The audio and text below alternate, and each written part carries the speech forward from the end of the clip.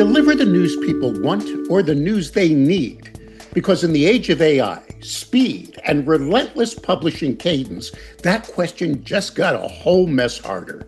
Hi, I'm Mike Blinder, and this is a special episode of E&P Reports. I'm taking you inside the New York Press Service annual spring conference in Saratoga Springs, where I had the chance to host a panel on one of the biggest tensions facing our industry right now, speed versus substance. Before we get to the conversation, I want to quickly set the stage with a few ideas that really hit our audience hard. At a recent E&P webinar, a former Google insider turned AI product leader said something that struck me. AI isn't creating a crisis in journalism, it's exposing one.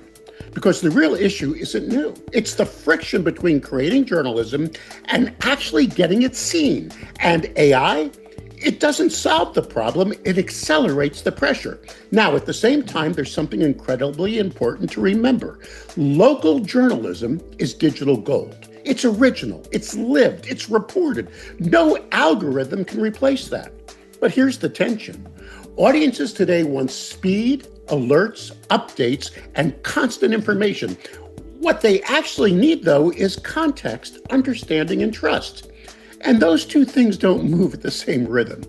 So that's the question we brought to the stage. How do we create a rhythm of journalism that does both without losing our soul? You're about to hear from a terrific panel, all from New York State. Casey Seiler, editor-in-chief of the Albany Times-Union, Walter Sanchez, publisher and editor of the Queen's Ledger, Greenpoint Star, and BQE Media, and Kirstyn Brendlen, editor at Schneps Media, along with some voices from the room, all grappling with that exact question. But first, quick break, and then I'll take you to Saratoga Springs. Hello, my name is Walter Hussman. Our family has been in the news business for over 100 years. Journalism includes two parts, reporting the news and providing opinions. But in recent years, there's been too much opinion appearing in news reporting. This has eroded public trust in news reporting to the lowest level of any U.S. institution. To address this, we started a nonprofit, the Center for Integrity in News Reporting. The Center for Integrity in News Reporting, CFINR, is on a mission to rebuild public trust in journalism, one newsroom and one classroom at a time. We champion the effort to have news organizations and journalism schools create and prominently display their own clear, concise statements of core journalistic values. Learn more by visiting the Center for Integrity and News Reporting site at cfinr.org. All right, I'll stay with you, Kirstyn, because you got the mic. Is publishing more frequently helping journalism right now or hurting it? I don't know. You don't know? Okay, no. Thoughts? Torn. I know that publishing more frequently brings more people to our website. I know like when we, our team is a little bit smaller than it used to be, and that our overall traffic was better when we had more people and more stuff on the website. It feels like just more chances for something to do well. Once more people are on the site, they're going to click other stories. But at the same time, I think that the push, when we've had times of like, we're really slow today, we just really need something, you're really never going to get much that's good out of that. And when people are clicking on the website and ending up reading a story that is not very illuminating or, doesn't have a lot of details that they wanted because we just didn't have the time to get them, I don't think that really encourages them to come back. I mean, it doesn't encourage me to come back when I click on other websites and other stories. Walter, we're going to ask you, this is the beginning question of a deeper dialogue. Is publishing more frequently, which we all seem to need to do today, hurting us or helping us? Oh, it's definitely helping us because it's more of a chance for new people to see what's going on. What a story. You could always pick up a few new people. My question is, and we talk about it all the time, in one of our offices, we do a morning ticker and an afternoon news flash where we do 20 stories in 20 words or less. And we're thinking of stopping our afternoon ticker because we see 80% of the people open up the morning ticker. So all that work, because, for X amount of people to open it up, it just doesn't seem like it's worth it. And the income is not there to really support the time. So it's good to do it more, to put stories out there more often. It's definitely helping. Casey, same question. Hurting or helping when we increase our cadence? It depends on what it's a cadence of. You know, this is sort of the tension that we're going to keep coming back to is what are you putting out? It's like asking a restaurant if a $5 entree is going to increase business. It depends what you're giving people for $5. Is it a hot dog or is it a sirloin steak? And I think any good restaurant would recognize you got to have lots of options on the menu. And I think when we talk about cadence, yeah, absolutely, on the web or in print for that matter, you have to have a basic minimum. And the number 15 that you mentioned in the introduction, I think, is for a newsroom of a credible size. And you know, there are smaller newsrooms. Can you imagine putting out 15 stories in a day? No.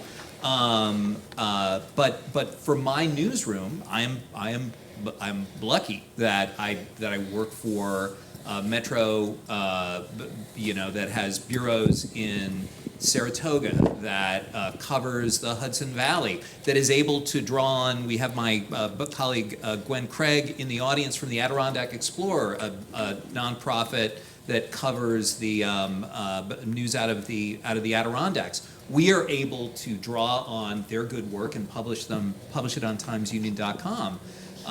So I have resources, but if whether it's 15 stories or 30 stories, if it's thin gruel, if it is police blotter rewrites or chicken dinner press release rewrites, you can publish 60 stories like that. After a little while, people are gonna think that it's like a restaurant that only serves potato chips.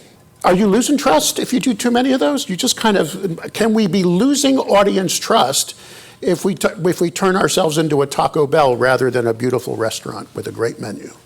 Yeah, 100%. You build trust and credibility by doing the work that takes longer. The gold standard of what it is we do is stories that surprise, inform, delight, when appropriate, enrage people by telling them something about their community that they do not know. That is not police blotter stuff. That is, we have to be there when there is a head-on collision that results in four fatalities. Absolutely, 100%. But we are not going to. We're not going to draw subscribers. We're not going to get people to put cash on the barrelhead, as it were, for nothing but sort of quick crime stories or kind of lead stories. It is incumbent upon, for my operation, to go deeper, to tell people the story that they're not going to be able to get in a press release or a simple 5-minute call to a PIO. Did you want to say something, Warren? Can we get a microphone to Warren Dews, camera over to him? You're from, just for those, everybody knows you, but for those that don't, where are you from? Warren Dews, Vice President, Capital Region, Independent Media. All right. When I raised my hand earlier about the increased stories, I just wanted to confirm and specify it's not just written stories. Our increased stories are reels. Our increased stories are Facebook Lives. Our increased stories are videos. Of course. So we do a lot of those things that's increased our reach. Vodcasts, whatever. Yeah, so that's when I raised my hand, I meant that as well. Those are the things that's increasing our stories, is because we're doing things differently and not just the written word. Isn't the story that goes out on your reel, that's not the same audience that will go out on your daily newsletter, correct? It could be, it can be. The bottom line is, all I'm talking about is I'm putting news out there in different ways. I'm not doing it the old way. And I'm growing our reach now. People always go to us and say, oh, you work for a media company, or you work for newspapers, oh, you're losing. No, we're gaining. We reach more people than ever before because we're doing different stuff. If you're doing the same thing, writing stuff and putting it in print, you're killing yourself. So when I raised my hand, I meant because we're doing everything. I have an editor, her name is, they call her HP. She can blow her nose on Facebook and 20,000 people watch it. Mark Healy, the Wave editor-in-chief. I work for Walter. In addition to what you're saying, look, the print product is the engine, right? So everything that we do is to power the engine. So what we're doing is we have a newsletter, a very successful newsletter that has a 40% open rate, which is very good in this Good for you. in this world. And we used to get a ton of traffic to our website on one day, the day that the paper came out. So the people that weren't picking up the paper were reading the paper online because that's when the stories go live. Now, because of the newsletter and because we include tons of local news on that newsletter, I mean, I did it this morning at 6 o'clock in our hotel room, we're getting much more steady traffic to the website than ever before. And our subscriber base, as Walter mentioned, our subscribers are very healthy. We have digital subscribers, we have print subscribers.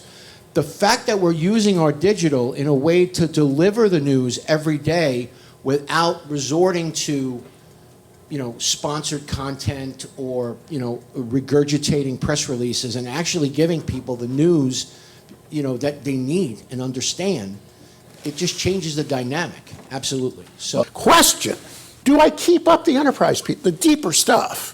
That might take 4 to 6 weeks to report. That's not going to get the same as the church supper picture that you just mentioned. Tell me what's going on. I mean, yeah, you keep it up. To me, that's like kind of the bread and butter. Like, that's the stuff that I would do entirely if it was possible. And I feel like part of maybe the issue with that it gets read less is that it's like harder to package. Like, it's a lot easier with a bleeds a lead story. Like, you have a headline then and there that's going to get people, like if you're posting like on Instagram, like if you have a photo from the scene or you have whatever, it's going to get people on there. We just had a story from a freelancer this week that was about all these issues at a Catholic school in Brooklyn that's gotten 15,000 reads in like 48 hours, which is insane for us. And that story took forever.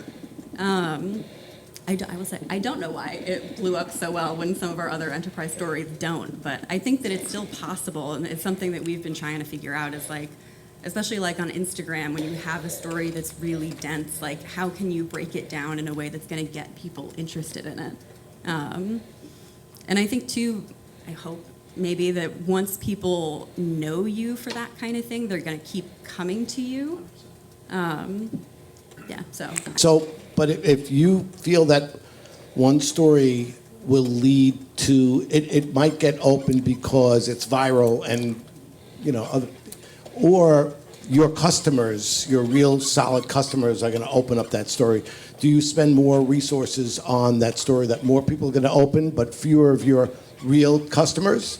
Or do you ever think that way? Remember, I give my editor-in-chief full autonomy, and she's allowed to slap the hell out of me anytime she wants, because I have to keep an eye on the brand that I inherited, right, just like you have. These are brands.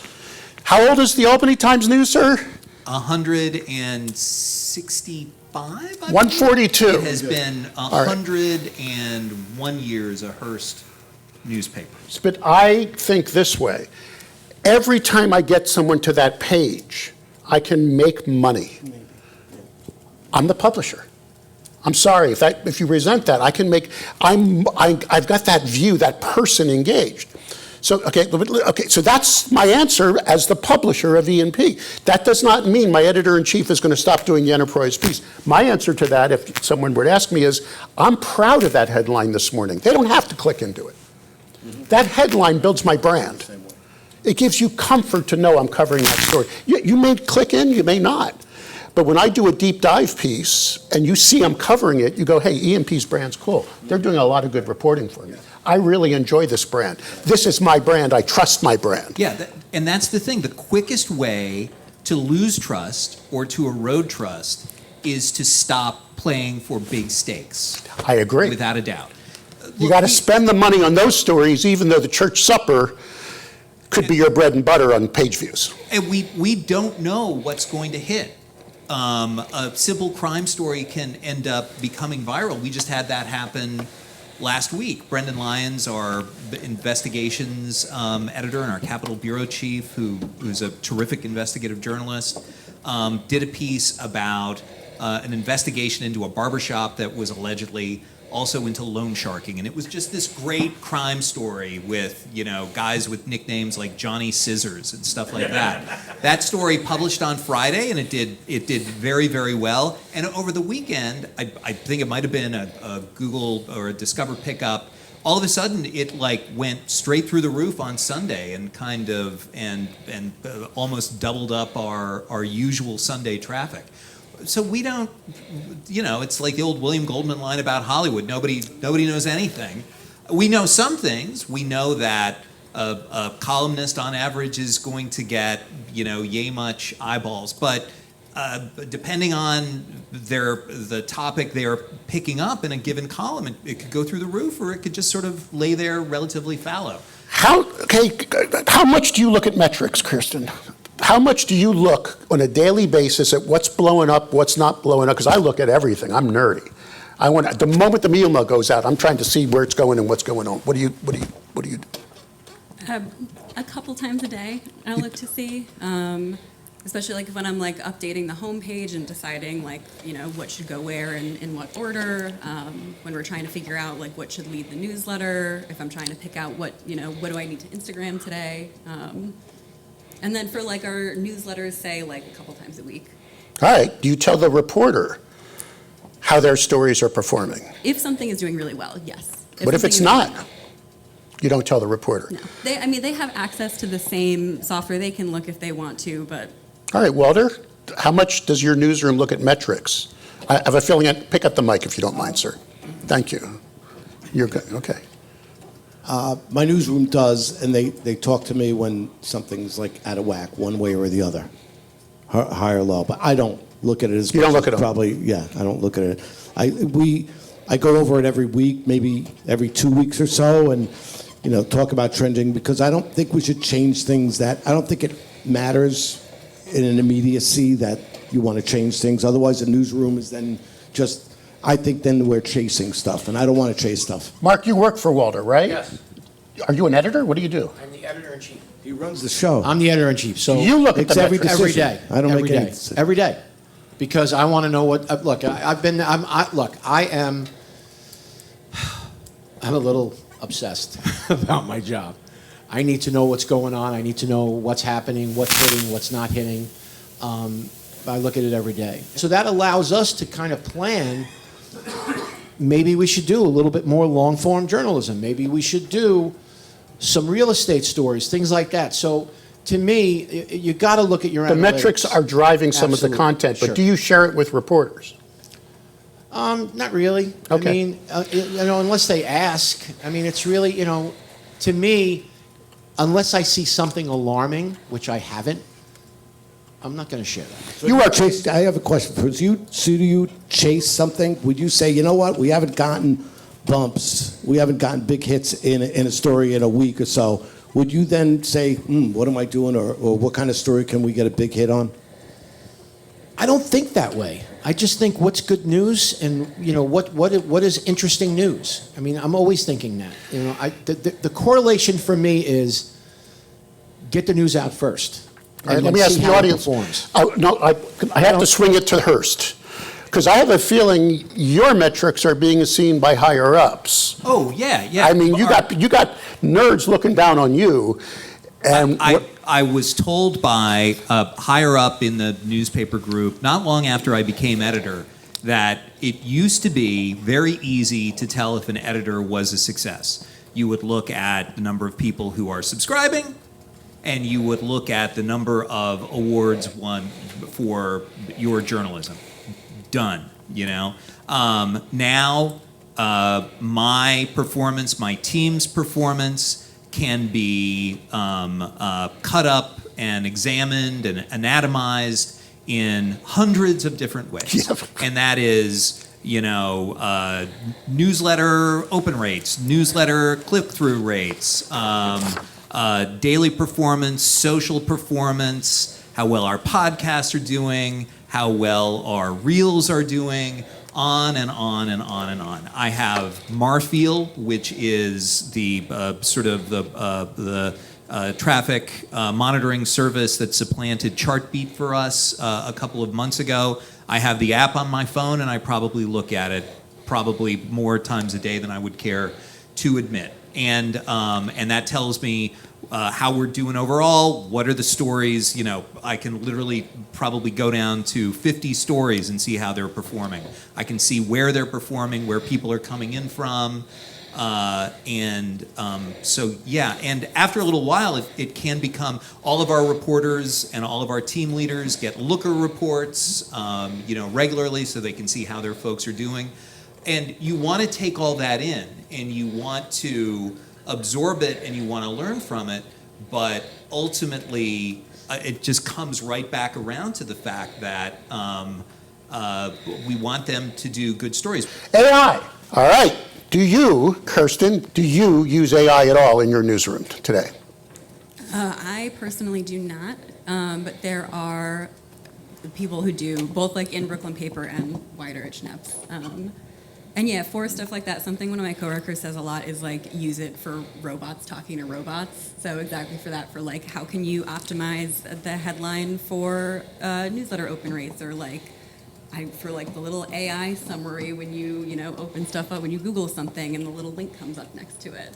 My editor, who also is responsible for editing and putting together our print paper, uses it to help write the calendar listings, using events that have been submitted to our website, but writing them for print.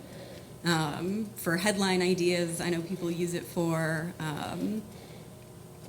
those kind of things. Okay, let's take it over to Casey. AI in the Hearst Albany newsroom. Yeah, well, in all of the Hearst newsrooms, 201 they are being told to absolutely use AI responsibly, experiment robustly and responsibly.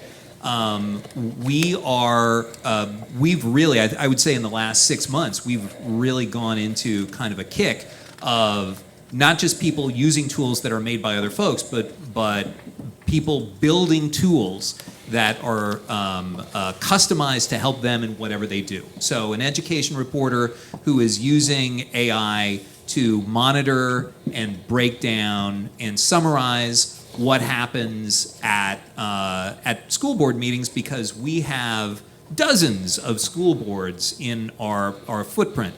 That does not mean that they're going to take those summaries, copy and paste them into a story, but it's a great tool for surveying either the agenda or the transcript if you have a video recording, which for school board meetings you always do. For, Thursday is appellate division decision day, which means probably right now, this week's third department appellate division decisions are getting posted on their website.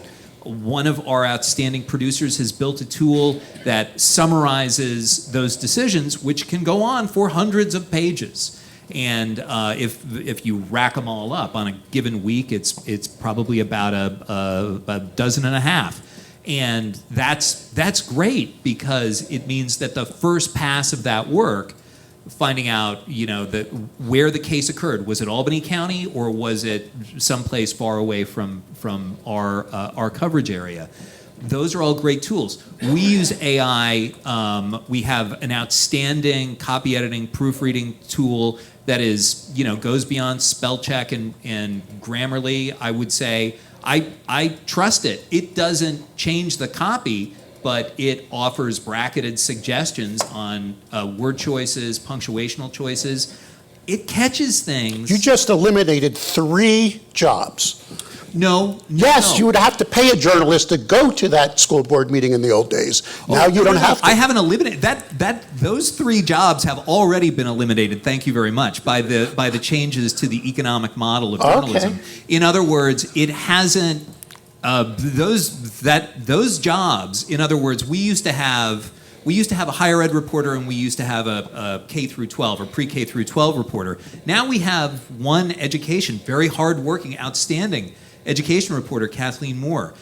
AI can be a force multiplier for her in allowing her to just cover her area, her topic area more broadly.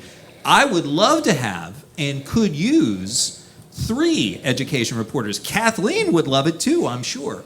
But I the newsroom now is half the size it was when I started working at the Times Union in 2000. It's not because our publishers hate journalism. It's because that's what the economic model demands, and I think that's probably the same for everybody in this room. If they go back 20 or 25 years, the business model has changed, and we simply have fewer people in our newsroom. That is a reality. AI didn't change that. Walter?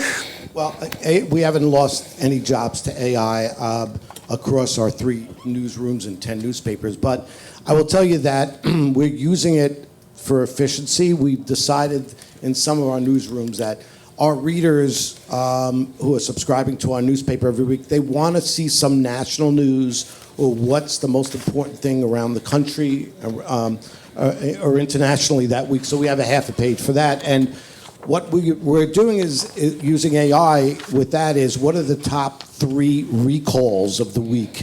So we're using AI entirely for that. Tell us what's happening with Travis Kelce and Taylor Swift this week in 100 words, and we're using it for that. But no other way other than research, and it is important. It's pretty cool for research, although a research story last week when we asked it to do the first, how did Mamdani do the first 100 days? They said Mamdani is not the mayor of New York City. Yeah. So we always have to check that stuff. It's going It to get hallucinates, better. there's no question. Look it up. They'll say, you'll see, Mamdani is an assemblyman. Can we get the microphone to this gentleman? Again, for my digital audience, would you explain who you are and then ask your question or your comment? Go ahead. Sure. I'm Oliver Peterson. I'm the managing editor of dancepapers.com. I was just going to say that AI also transcription is like Big time. A massive time saver. I mean, you can't trust it. You have to really look at it and make sure and compare it with the audio when you start putting it on the page. But that's saved me so many hours in it. There's nothing like. How many others anyone else in this room have an AI story? I'm Jillian DeStefano. I'm the community editor at the Rockland County Times with Walter. So I was just going to echo that statement that having it as a transcription tool has been a huge help. Like, instead of manually writing my interviews, it's literally saved so much time and efficiency in that note. But Otter is my best friend. Obviously, it gets it wrong sometimes. You can't trust the spelling. Background noise is always a thing, but compared to what I was dealing with before, I'm very grateful for that tool. Todd Haskell, I'm the chair of the board of the Highlands Current, which is a nonprofit weekly in the Hudson Valley. So this is primarily for Walter and Kirstyn. With all due respect, Casey, you'll know when I ask why it's these two.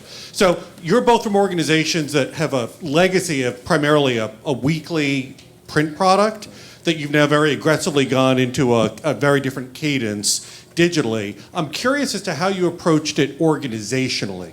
So Kirstyn, you're a digital editor, so I'm assuming you own that process. I'm curious for both, how did you think organizationally and culturally to get your team to adapt to that necessity?